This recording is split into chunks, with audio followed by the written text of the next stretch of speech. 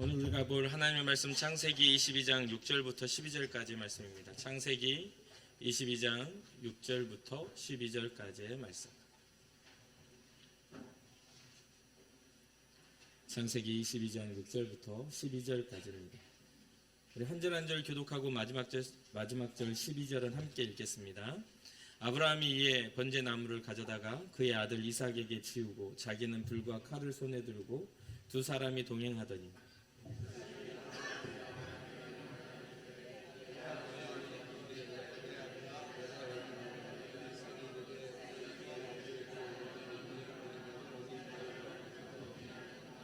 아브라함이 이르되 내 아들아 번제할 어린 양은 하나님이 자기를 위하여 친히 준비하시리라 하고 두 사람이 함께 나아가서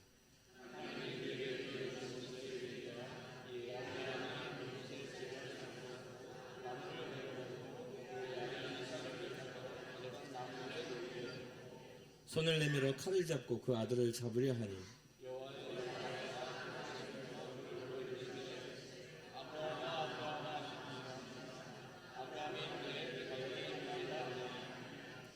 사자가 이르시되 그 아이에게 내 손을 대지 말라 그에게 아무 일도 하지 말라 내가 내 아들 내 독자까지도 내게 아끼지 아니하였으니 내가 이제야 내가 하나님을 경외하는 줄을 아노라. 아멘. 하나님이 우리를 사람을 만드셨을 때 다른 창조물과 다른 것을 달리 만들었다라고 말할 수 있는 것은 물론 영적인 존재로서 만들어진 것도 있지만 가장 특징적인 것을 꼽는다면 저는 언어라고 생각합니다. 말이죠. 언어라는 그 단순한 하나의 그런 우리가 소리를 내는 이런 말뿐만 아니라 사람이 표현할 수 있는 모든 언어적인 요소들이라고 생각을 해요. 물론 다른 동물들도 상황에 따라 각기 내는 소리가 있습니다. 그것을 뭐 동물의 언어라고도 이야기는 할 수 있겠지만 우리가 사람이 생각하고 있는 언어의 영역과는 좀 많이 다르겠죠. 저는 언어라고 하면 언어를 다른 말로 하면 지식이라고 또 말하고 싶습니다. 그렇게 정의하고 싶습니다. 왜냐하면 동물의 소리는 지식을 가지지는 못합니다. 어떤 본능적인 그 동물들만의 쌓이는 그 안에 있을 수 있지만 이 지식이라는 것은 또 그 안에서 지식은 이게 발전하고 계승하고 또 굉장히 학습할 수 있는 그런 부분들이기 때문이죠. 이 언어적인 요소가 이 학습이라는 것 자체는 우리가 전혀 경험해보지 못한 것도 이것을 배울 수 있다는 것이죠. 그리고 그 다양함과 한계는 우리 사람의 가능성만큼 넓습니다. 굉장히 많이 넓고 굉장히 많이 표현되어 줄 수 있어요. 그 지식이 우리의 마음을 온전히 채우게 되면 우리는 그것을 두고 삶의 지혜라고도 말하기도 합니다. 지식이 좀 올바른 지식이 가득 차면 지혜로워지죠. 수많은 지식들도 그것을 나타내는 언어를 통해서 우리에게 전달되고 있고 또 우리에게 계승이 됩니다. 사람만이 계속해서 발전을 해 나가는 거죠. 그래서 어렸을 때 우리 이제 조카가 누나한테 갑자기 물어보는 거예요. 어린 아이들은 그런 질문 많이 하잖아요. 뭐 왜 이게 우리 딸이 저한테 물어볼 때도 아빠 왜 노란색은 노란색이야? 이라고 물어보면 답할 수가 없어요. 노란색을 왜 노란색이냐 물어보면 노란색이니까 라고 해야 되는 상황들이잖아요. 근데 우리 조카가 자기 엄마한테 물어봤어요. 엄마 신발은 누가 만들었어요? 생각해 보셨나요? 어떤 대답을 여러분 하실 수 있을까요? 신발의 기본에 대해서 이야기하실 거예요. 어린 아이가 이제 5살, 6살 된 아이가 신발은 누가 만들었어요? 신발이라는 말이지 하면서 이렇게 이야기하는 사람이 별로 없죠. 그 신발을 누가 만들었는지 어떻게 알아요? 그러니까 저희 누나가 아주 지혜로운 대답을 하더라고요. 발 시러운 사람이 만들었어. 맞잖아요, 그렇죠? 어느 순간부터 신발이 이렇게 생겨났는데 이 맨발로 다니기가 불편하니까 신발을 만드는 거 아니겠어요?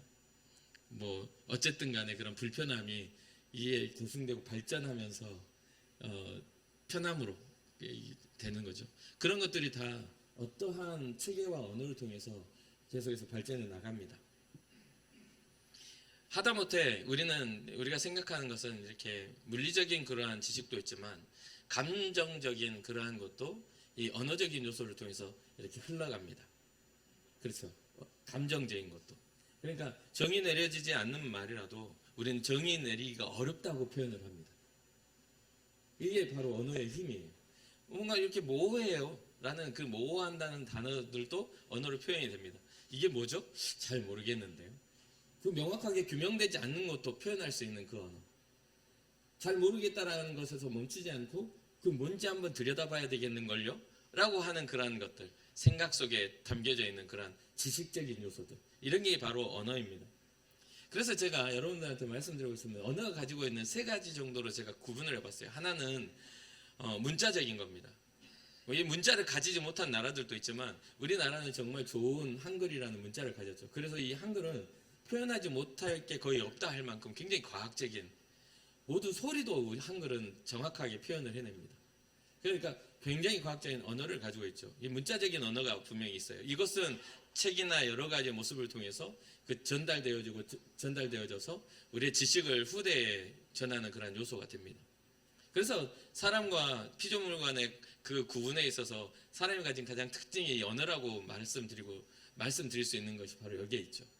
아무리 특별한 강아지라고 해도 글로 남기진 않아요. 특별한 돼지라고 해서 뭔가 이렇게 서사시를 쓰진 않습니다. 그렇잖아요. 뭔가 갑자기 돼지가 배고픈 돼지의 삶을 아느냐 하면서 막 시를 짓진 않아요. 돼지 꿀꿀거릴 뿐이죠. 음식을 보면 하면서 먹는 거고. 그렇잖아요. 근데 사람은 그렇잖아요. 배고픔에 대해서도 정의를 내리고, 배부름에 대해서도 정의를 내리고, 슬픔에 대해서도, 기쁨에 대해서도, 사랑에 대해서도, 미움에 대해서도 여러 가지 우리가 한계를 범위를 정하기 어려울 만큼의 큰 사고와 철학적인 것들을 통해서 할 수 있는 것은 이 언어의 힘이라고 생각을 합니다. 두 번째는 소리, 즉 말의 언어입니다. 동물도 가지고 있는 소리의 그런 것들이 있죠. 분명히 동물이 가지는 것에도 그 사인이 그 안에 들어 있으니까요. 근데 이 말의 언어, 우리가 사람이 가지고 있는 말의 언어. 세 번째는 느낌이나 감정으로 전달되는 언어로 보이지 않는 것을 나타낼 수 있는 감성적 언어가 있습니다. 이것은 또 좀 더 확장시키면 영의 언어도 그 안에 포함되어 있겠죠. 분명히 눈에 보이진 않지만 우리는 느낄 수가 있는 그 영의 언어다. 하늘로부터 우리에게 주시는 그 은혜를 따라 우리가 알 수 있는 거죠. 이것은 되게 뭔가 합리적이고 이성적인 것을 좀 초월합니다. 초월적 언어예요. 그래서 아무리 큰 지식을 가지고 있다 할지라도 하나님의 그 언어를, 하나님의 그 사랑을 이렇게 우리가 알게 되는 순간 우리는 하나님 앞에 굴복하게 되고 하나님을 인정할 수밖에 없는 그런, 하나님 위대하심을 알 수밖에 없는 그 영의 언어도 그 안에 포함되어 있습니다. 그래서 세상을 살아가는 모든 사람들이 이 서너 가지의 그 영역 안에서 살아갑니다. 어떤 사람은 문자적으로나, 어떤 사람은 그냥 이런 말의 언어, 그 다음에 감정까지는 가지만 영의 언어를 깨닫지 못하는 사람이 있죠. 어떤 사람은 문해력이 떨어져서 문자도 잘 이해를 못하는 사람도 분명히 있어요. 어떤 사람은 말에 대해서도 쉽게 오해하고 이해하지 못하는 사람도 분명히 있죠. 그러니까 그런 것들이 발달을 해야만 우리는 소통할 수 있는 그런 삶의 영역에서 살아갑니다. 그렇다 보니 말이 갖는 순 기능이 있고요. 또 말이 갖는 역 기능이 있죠. 사람들에게 미치는 영향은 굉장히 큽니다. 여러분들이 하는 모든 그 언어가 이제 소리뿐만 아니라 다른 게 많이 있죠. 그러한 순기능과 역기능을 살펴보면 어떻게 하면 우리가 순기능 안에 살아갈 것인가, 어떻게 하면 역기능을 우리가 좀 피할 수 있는가, 이런 고민들을 좀 해볼 필요가 있습니다.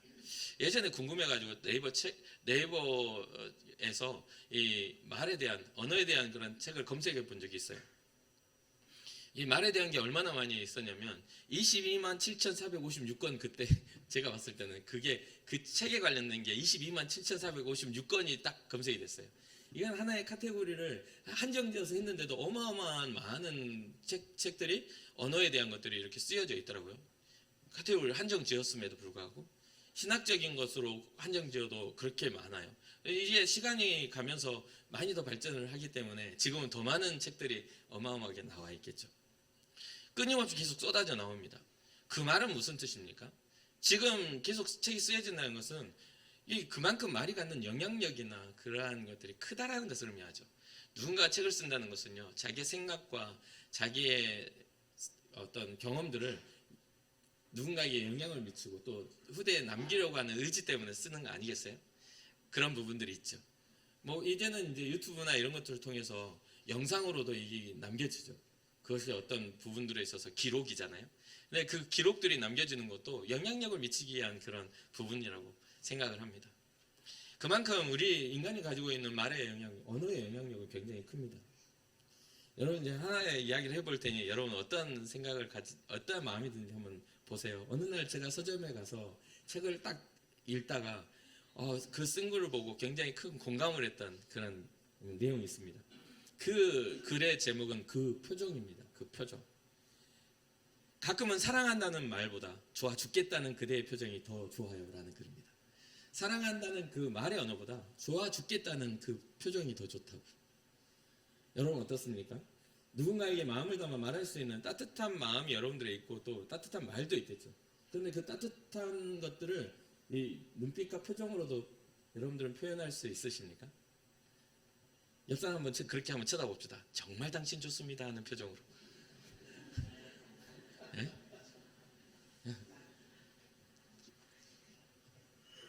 절대로 안 쳐다보신 분들이 있는데 뭐 그건 어쩔 수 없죠.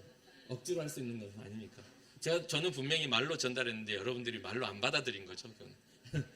말로 받아들인 거예요. 싫다는 표현을, 언어를 이런 몸으로 보여주시는 거죠. 이러한 개념에서 오늘 말씀을 조금 우리가 바라보면 좀 색다르게 아브라함의 상황들을 좀 이해할 수 있지 않을까라는 생각을 좀 해봤습니다. 오늘 본문을 통해서 여러분들은 아브라함이 어떠한 믿음의 언어를 사용했는지, 어떠한 믿음의 반응을 했는지를 좀 주의 깊게 보시기 바랍니다. 그래서 이 어떤 의미를 전달하는 데 있어서 여러 가지 방법들이 있는 것처럼 문자적인 것, 제가 설교를 안 하고 설교를 이렇게 글로만 계속 이렇게 넘기면서 소리를 내지 않고 글로 보게도 할 수 있겠죠. 그러면 좋은 점도 있지만 안 좋은 점은 뭐냐면 글을 빨리 읽고 문해력이 떨어진 사람은 그것을 잘 이해하기가 어려울 겁니다. 그렇죠? 그래서 말이라는 이 소리의 말이라는 건 굉장히 중요한 빠른 전달 체계이기도 해요. 근데 또 하나는 이 몸짓으로 하는 그런 것들까지도 한번 판단해 보시기 바라요. 아브라함의 믿음의 결단과 그의 믿음의 언어는 무엇이었는가? 그 속에서 보여진 아브라함의 그 태도와 삶을 보며 하나님은 어떠한 마음을 가지셨을까? 어떠한 마음의 기쁨이 있으셨을까? 거기를 좀 보시면 좋겠다는 생각을 해봤습니다. 신약에서 야고보서에서 먼저 이거에 대해서 이야기하고 이 이야기를 시작하려고 합니다. 야고보 3장 2절을 보면 이런 말이 기록돼요. 우리가 다 실수가 많으니 만일 말에 실수가 없는 자라면 곧 온전한 사람이라 능히 온 몸도 굴레 씌우리라. 말에 실수가 없는 사람은 온전한 사람이라고. 근데 실수가 많다는 걸 전제로 합니다. 이게 현대인의 성경으로 다시 이 야고보의 이야기를 해보면요, 우리는 다 실수가 많은 사람들입니다. 만일 사람이 말에 실수가 없으면 그는 자기 자신을 다스릴 수 있는 완전한 사람입니다. 말에 실수가 없는 것만으로도 자기 자신을 컨트롤할 수 있다는 거죠. 우리는 되게 실수를 자주 하죠. 여러분들은 어떠실지 모르지만 저는 제 자신이 말이 실수가 많은 사람으로 느낍니다. 어렸을 때부터 그렇게 의도하지 않았는데도 어떤 이야기 한마디로 갈등이 일어나기도 하고 제 말 한마디로 누군가는 서로 미워하고 싸움이 일어나기도 했던 것 같아요. 게다가 저는 그런 의도가 전혀 없었는데 어떤 말의 의도와 상관없는 오해가 깊어지는 경우도 이렇게 볼 수가 있었어요. 그것뿐만 아니라 어렸을 때도 그랬지만 사회계 현장에서도 마찬가지입니다. 설교라는 것은 내 이야기가 아닌데도 가끔은 내 감정이 섞일 때가 있잖아요. 사람인지라. 그렇다 보니까 하나님의 뜻을 온전히 전달해야 하는 그 상황에서 하나님의 뜻을 객관적으로 전달하지 못하고 나의 감정을 쏟아냈던 경우도 젊었을 때는 있었던 것 같습니다. 지금은 뭐 그렇게까지 하나님 앞에 충분하게 정말 몸부림치며 이것에 대한 묵상을 하기 때문에 그런 실수들은 많이 일어나지 않아요. 뭐 어떤 마음이냐면 내가 전할 바를 전하고 받아들이지 않는 것은 개인의 몫이다라는 생각을 많이 하게 됩니다. 그건 결국 어쩔 수가 없는 것 같아요. 제 의도대로 뭔가 목회가 되는 것이 아니라 주님의 의도대로 목회는 돼야 되고 목사의 의도대로 교회는 세워지는 것이 아니라 우리 예수님의 의도대로 교회는 세워져야 된다는 그것이 굉장히 중요하기 때문에 지금은 이제 해야 될 이야기는 하지만 거기에 대한 욕심은 없습니다. 그러니까 그런 부분들에 대해서 이해해 주시면 될 것 같아요. 그러면서 이렇게 되기까지는 제가 가지고 있었던 어떤 말들에 대해서 저는 끊임없이 피드백을 하는 사람입니다. 후회를 하는 사람이고 스스로가 계속 돌아보는 사람이에요. 어떤 이야기를 하고서 그 결과나 과정들을 끊임없이 생각을 해요. 그리고 더 나은 것은 무엇인가라는 그러한 발전시키기 위한 그러한 것들을 계속 생각합니다. 그래서 저에게 있는 나쁜 습관들은 최대한 없애고 좋은 습관들만 남기려고 몸부림치죠. 그래서 조금 더 지혜로운 말은 무엇일까 고민하게 되고 더 지혜로운 행동은 무엇일까 또 고민하게 됩니다. 그러한 부분들에 있어서 저 스스로가 점점 하나님 앞에 더 주님 닮은 모습으로 발전해 나갈 것이고 또 여러분들도 그렇게 되기를 바라는 마음에서 이 자리에 서 있는 것이죠. 뭐 삶에 있어서 저의 개인적인 어떤 실수만 있었겠습니까? 제가 살아가면서 교회 안에 수많은 사람들의 그 말들이 많아요. 근데 그런 것들을 끌어다가 그들의 이야기를 다시 하기에는 너무나 제가 좀 자존심이 상해요. 왜냐하면 그것을 극복하지 못한 것 같이 느껴질까 봐. 근데 그들의 말은 저에게 아무런 영향이 저를 발전시키고 저를 더 바르게 세우는 그런 역할은 했지만 그들의 어떤 잘못된 이야기는 저한테 전혀 안 좋은 영향력을 발휘하지 않았어요. 여전히 저는 하나님 앞에 바르게 살려는 몸부림치는 사람에 불과하다는 거죠. 여러분 그렇게 되기를 바라요. 누군가 인생에 있어서 여러분들을 힘겹게 만드는 말을 들었다 할지라도 그것은 여러분들의 인생을 규명하는 게 아니에요.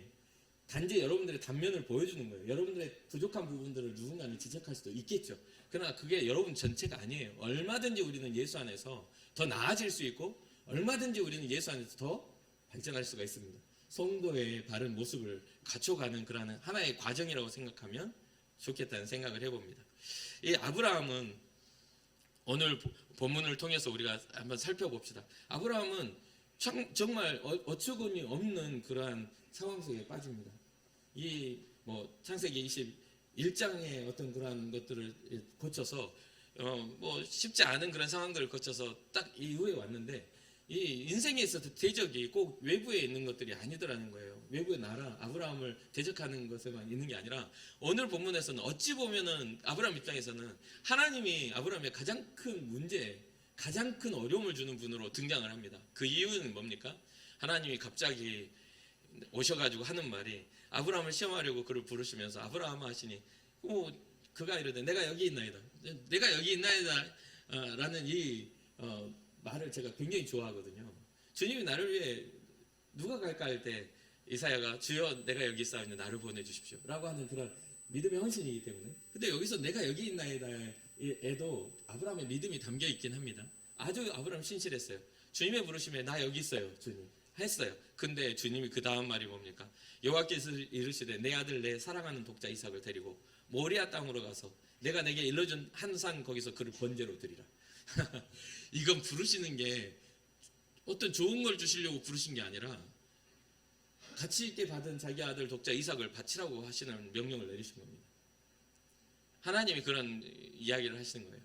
와, 이거를 묵상하고 우리의 삶을 보면 우리는 작은 거 하나도 주님 앞에 빼앗기는 걸 아주 큰 일처럼 여기는데 아주 생명보다 더한 이 아들을 바치라고 하는 이 일이 진짜 보통 일입니까? 괴로워도 보통 괴로울 일이 아니죠. 그러니까 이걸 어떻게 받아들이나 그냥 그 다음에 그런 모습들을 딱 빼고 이것을 봤을 때는 하나님은 굉장히 과격하고 굉장히 폭력적인 하나님으로 나타날 수밖에 없는 거죠. 그런데 3절에 아브라함이 첫 번째 믿음의 언어를 하나님께 보여줍니다. 3절 초반에 이릅니다. 아브라함이 아침에 일찍 일어나 낙에 안장을 지우고 두 종과 그의 아들 이삭을 데리고 번제에 쓸 나무를 쪼개 가지고 떠나 하나님이 자기에게 일러주신 곳으로 가더니 여기에 하나의 언어가 나왔죠. 어떤 언어냐면 행동의 언어입니다. 우리는 호언장담하는 사람들 있죠. 나 그 정도 할 수 있다고. 나는 힘 있는 내가 그 정도 할 수 있다고 말은 하지만 실제로 하는 사람은 별로 없습니다. 내가 선한 삶을 살겠다. 주를 위해 살겠다. 정말 교회 안에서 그런 이야기, 그런 고백을 한 사람들을 수없이 봅니다. 그러나 실제로 주를 위해 살고 실제로 선한 삶을 꿈꾸면서 매일의 삶을 주님과 동행하고자 하는 사람은 많이 보기가 참 어렵습니다.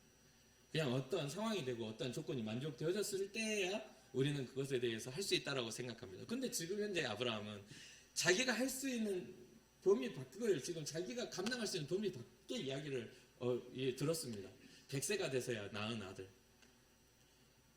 75세에 자기 본토 친척 아비집을 떠나고 정말 새로운 땅에서 이렇게 정착할 때 그 아브라함이 자녀가 없으니까 자기 종에게 내 후사를 물려주겠다. 아무것도 없으니까. 그러니까 하나님이 아니다. 내가 너에게 약속한 그 자녀를 주겠다. 라고 했는데 또 자녀가 없는 겁니다. 그래서 나중에 이집트 여인 하갈에게 사라가 이렇게 임신하게 해서 이스마엘을 낳으니까 이스마엘에게 하겠다는 게 아니다. 사라에게서 낳은 큰 어미인 사라에게서 열국의 어미인 사라에게서 낳은 그 아이를 통해서 내가 나의 뜻을 전하겠다. 이렇게 이야기를 해가지고 기껏 간신히 지금 100세 돼가지고 이제 약속받아서 낳은 아들 이삭이 좀 커가지고 아장아장 걸어와가지고 아빠 그러면 감격하고, 할아버지 다 돼가지고 걷는 것에 감격하고, 아이가 까르르 웃는 것에 감격하고, 울면 어디 또 배 아픈 거 아닌가, 어디 뭐 몸이 불편한 거 아닌가 막 애지중지 키워가지고 이제는 적당하게 이제 걷기 시작하고 이제 힘이 생겨가지고 이제 더 기쁨이 되는데, 그 아이를 보고 있는데 갑자기 하나님이 번제로 바치라는 거예요. 번제가 뭡니까? 희생제사예요. 그냥 각을 떠서 하나님 앞에 불태워 그 연기를 하나님 앞에 올려드리는 희생제사의 말이에요. 거기에는 항상 양이 하나님 앞에 드려질 순전한 흠없고 점없는 순전한 양을 바치는 그런 제사인데, 그 아들 이삭 바치라는 겁니다. 그런데 아브라함은 아침에 일찍 일어나요. 그리고 채비를 하고 두 종과 그 아들 이삭을 데리고 번제했을 나무도 쪼개가지고 이렇게 가는 겁니다. 이게 아브라함이 보여주는 하나님을 향한 믿음의 언어예요. 그런데 그 안에 여러분 갈등을 그냥 아브라함이니까 라고 생각하십니까? 생각해 보세요. 아브라함의 심정을. 절대 쉬운 일이 아니죠. 쉬울 수가 없어요. 얼마나 괴로웠으면 아침 일찍 일어났을까요? 잠을 한숨도 못 잤을 거라고 생각해요. 그 마음 편하게 잠자는 것도 이상하죠. 아브라함이 무슨 미친 사람도 아니고 노만 걸린 것도 아니고. 성경이 그렇게 기록하지 않아요. 그런데도 아브라함은 믿음의 언어를 하나님 앞에 드립니다. 아침 일찍 일어나 모든 준비를 마쳐요. 그리고 그 믿음의 언어는 계속 연결됩니다. 오늘 본문 6절이에요. 아브라함이 이제 그 하나님이 지시할 그 산 앞에 이릅니다. 그래서 종들에게 너희는 나귀와 함께 이곳에 있어. 나는 아이와 함께 저기에 가서 예배하고 우리가 너희에게로 오겠다 라고 이야기를 합니다. 거기서 예배하고 우리가 너희에게 돌아오리라.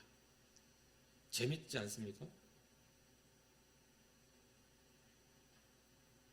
여기에 믿음이 여기에 또 담겨 있어요. 어떤 믿음이냐면요, 아브라함은 올라가서 자기 아들을 바치고요 혼자 내려올 생각이 없어요.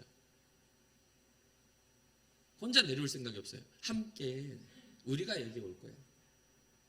하나님의 명령이 떨어졌어요. 그리고 그것을 실행할 믿음도 있습니다. 그 각오를 다 했어요.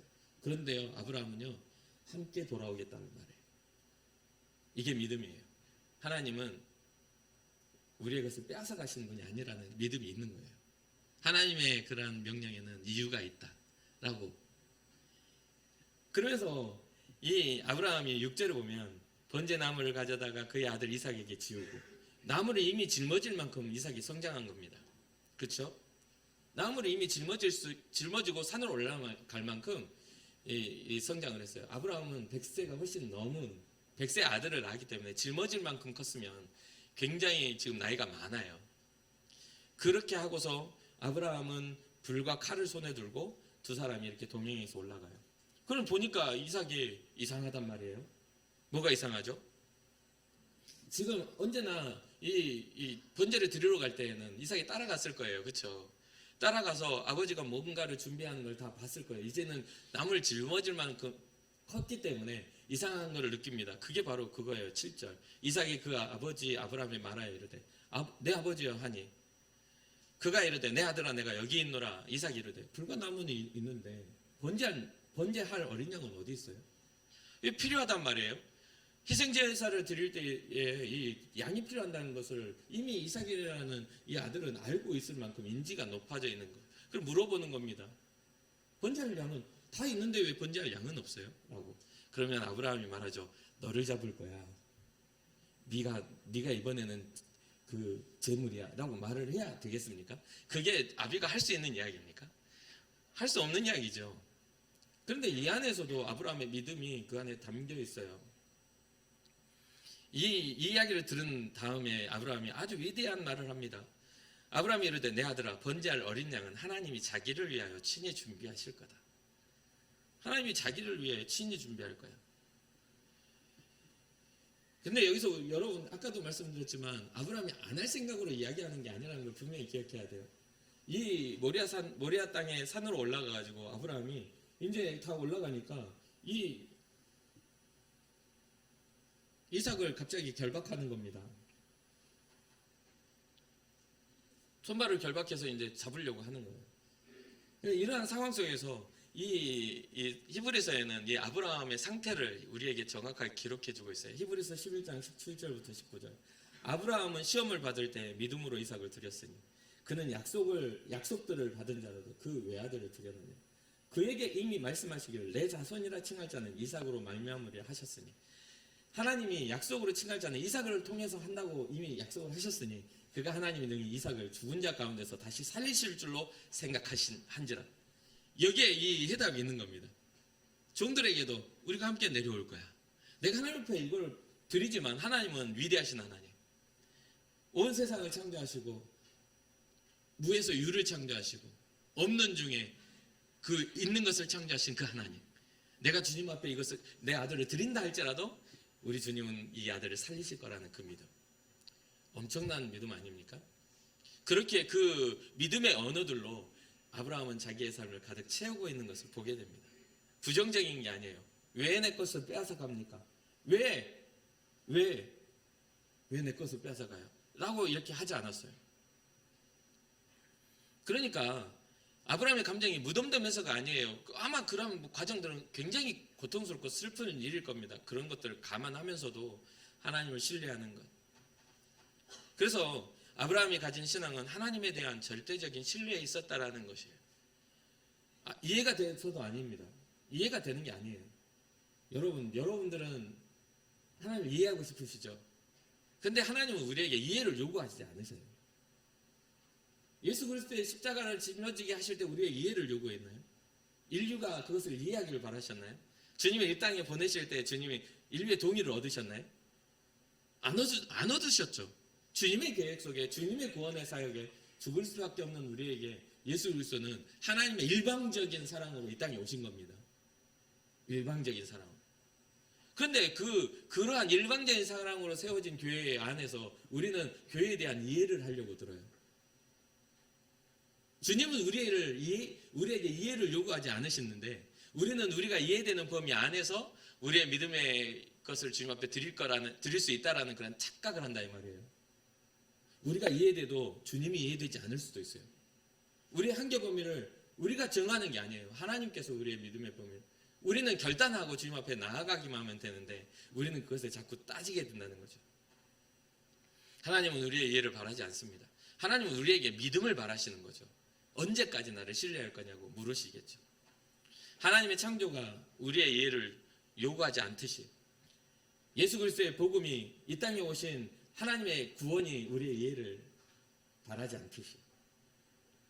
그래서 아브라함의 믿음의 고백도 이해돼서 하는 것이 아니라는 것을 구약을 통해 이미 우리에게 믿음의 조상이라고 하는 아브라함을 통해서 가르쳐주고 있는 것이죠. 그러니 사랑하는 성도 여러분, 여러분들의 믿음의 언어는 이해의 범위를 벗어나기를 주님으로 축복합니다. 하나님이시기에 가능하다라는 믿음의 범위 안에서 믿음의 언어로 반응하시기를 바라요. 히브리서 말씀을 들을 때 아브라함의 믿음이 느껴지십니까? 하나님은 능히 이삭을 죽은 자 가운데서 다시 살리실 줄로 생각하였다. 그래서 그를 죽은 자 가운데서 도로 받은 것이라. 이미 그러한 아브라함의 그 작정은 흔들림이 없었다는 거예요. 믿음의 언어로 그는 충분히 증명합니다. 9절부터예요. 하나님이 그에게 일러주신 곳에 이른지라. 이에 아브라함이 그곳에서 제단을 쌓고 나무를 벌려놓고 그의 아들 이삭을 결박하여 제단 나무 위에 올려놓고. 그게 결박을 한다고 하는데 여기서 특이점이 있어요.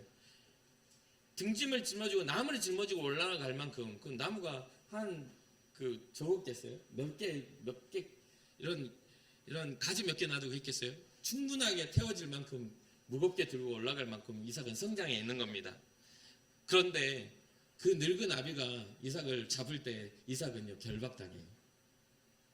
아버지 왜 이러시는데요? 라고 그렇게 말한 그런 내용도 성경에 안 나와요. 그냥 순종합니다. 그래서 이삭을 순종의 아버지라고 말하죠. 그래서 손을 내밀어 칼을 잡고 그의 아들을 잡으려고 그냥 주저없이 이렇게 하는 걸 보고 오히려 여호와의 사자가 하늘로부터 그를 불러 이르시되 아브라함아 아브라함아 하면서 두 번을 크게 막 부르는 것을 보게 돼요. 잔잔하게 속삭이듯 하는 게 아니라 아주 급한 느낌이 들지 않습니까? 그래서 아브라함이 이르되 잡으려고 하다가 내가 여기 있습니다. 다시 내가 여기 있다라는 대답을 하죠. 그렇게 주의 음성에 자기의 위치를 다시 대답할 때 사자가 이르시되 그 아이에게 내 손을 대지 말라. 그에게 아무 일도 하지 말라. 내가 내 아들 내 독자까지도 내게 아끼지 아니하였으니 내가 이제야 네가 하나님을 경외하는 줄 아노라. 여러분, 우리는 우리의 신앙을 어떻게 주님을 향한 경외를 표현할 수 있을까요? 성경은 지금 현재 아브라함을 통해서 우리에게 가르쳐 주시지만 이건 구약의 하나님 뭔가 이미 우리에게 본을 보이기 위한 것들이잖아요. 그런데 신약에 와서 하나님 경외에 대한 이야기들을 예수 그리스도를 통해서 우리에게 다시 가르쳐줘요. 지금 구약에 나타난 예수 그리스도의 형상이라고 이삭의 사건, 이 아브라함의 사건을 이야기합니다. 독자 아들까지도 아끼지 않는 아브라함의 믿음과 독자 아들까지도 아끼지 않고 우리에게 보내주신 하나님의 마음이 동일하다는 것. 어쩌면 이때에 이미 믿음이라는 것은 믿음의 모양, 결은 이미 정해져 있었다라고 우리는 생각합니다. 성경의 창세기에 이미 여인의 자손이 뱀의 머리를 밟는다는 그 선언에서부터 이미 우리는 하나님의 마음을 이미 알아챘어야만 해요. 우리를 어떻게 구원하실런지, 어떠한 계획을 하나님이 이미 세우셨는지를 깨달았어야 돼요. 그러면 하나님의 이 놀라운 계획과 우리를 향하신 그 놀라운 그 구원이 얼마나 가치 있게 우리에게 전승되어지고 계승되어졌는지를 우리는 깨달아 알게 되는 것이죠. 사랑하는 성도 여러분, 하나님은 우리의 것을 뺏어가려고 하시는 분이 아니에요. 하나님은 아브라함의 소중한 것을 뺏으려고 그것을 하시는 분이 아니에요. 오히려 하나님은 이삭을 죽이려고 계획하신 분이 아니라는 것을 증명합니다. 아브라함의 마음을 꺾으려고 하는 게 아니라는 것을 증명해요. 오히려 하나님이 원하시는 것은 아브라함이 하나님을 얼마나 생각하고 사랑하고 믿고 신뢰하고 있는지를 보기 위한 것이죠. 아브라함의 믿음과 입술의 고백과 그 삶의 행동을 통해서 그것을 증명해 보였습니다.